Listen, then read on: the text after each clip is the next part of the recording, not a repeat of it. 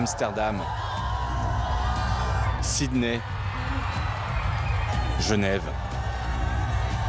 Partout dans le monde, la jeunesse se mobilise pour le climat. À Bruxelles, 35 000 collégiens et lycéens le 24 janvier dernier. À leur tête, une jeune fille de 18 ans. Je pense que l'ampleur que ça prend, ça nous motive à continuer encore plus. Face à eux, une classe politique qui peine à les entendre. Quand on est jeune, on est évidemment utopiste.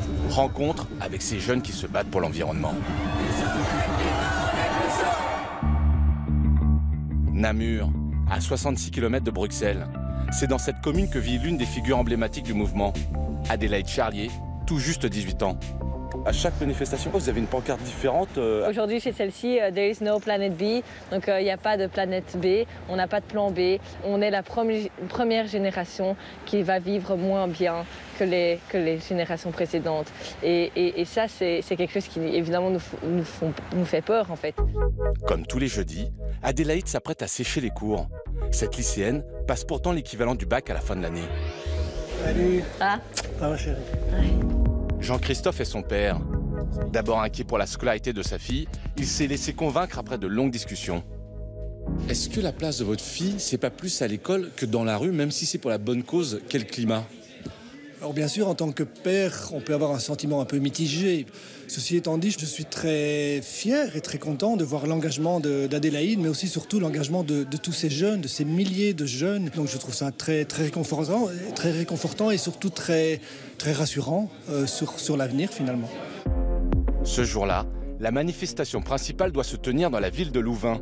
Adélaïde Charlier s'y rend en train, rejointe par des amis. Ils ont tous séché les cours pour aller défiler.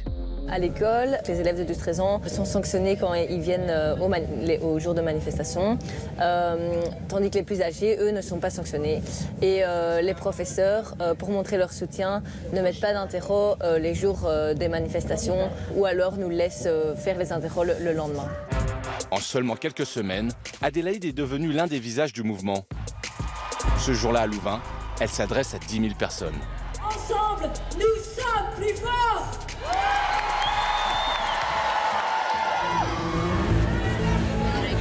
Une foule composée de lycéens et de collégiens, certains ont à peine 10 ans. Adélaïde Charlier est devenue leur porte-parole.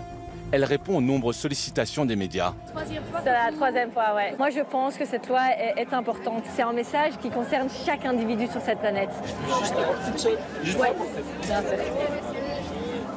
Je pense pas qu'on ait connu des mouvements d'ampleur comme ça avec des jeunes depuis très longtemps autre part dans d'autres pays. Donc peut-être que effectivement la Belgique attire par ce phénomène un petit peu particulier, un petit peu marginal sur le plan international. Pour cette génération, la question environnementale est vécue comme une urgence vitale. Parmi leurs revendications, la limitation du réchauffement climatique à 1,5 degré.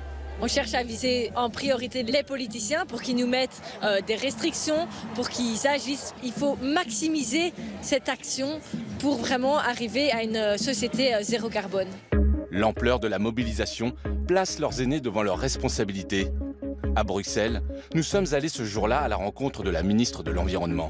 Qu'est-ce que vous pensez de cette jeunesse et de leur mouvement qui, en fait, vous critiquent quelque part? Ils disent qu'ils n'en font pas assez. Ils parlent beaucoup, mais ils n'en font pas assez. Oui, mais écoutez, tout le monde parle beaucoup, hein, eux aussi. Je ne suis pas convaincue que les jeunes et les moins jeunes dans notre société soient conscients de tous les efforts et de toutes les actions concrètes que nous avons déjà menées pour lutter précisément contre le réchauffement climatique. Là où ils sont un peu à côté de la question, c'est que ça ne se fait pas d'un claquement de doigts, évidemment. Face à la ministre, la jeunesse semble déterminée. Il faut savoir que nous, jeunes ici, nous sommes le futur et nous sommes aussi ceux qui vont voter sûrement aux prochaines élections. Et donc il faut qu'ils fassent attention aussi à ce qu'ils font. Fin mai, les Belges vont voter pour les élections fédérales, régionales et les européennes. Leurs élus sont prévenus.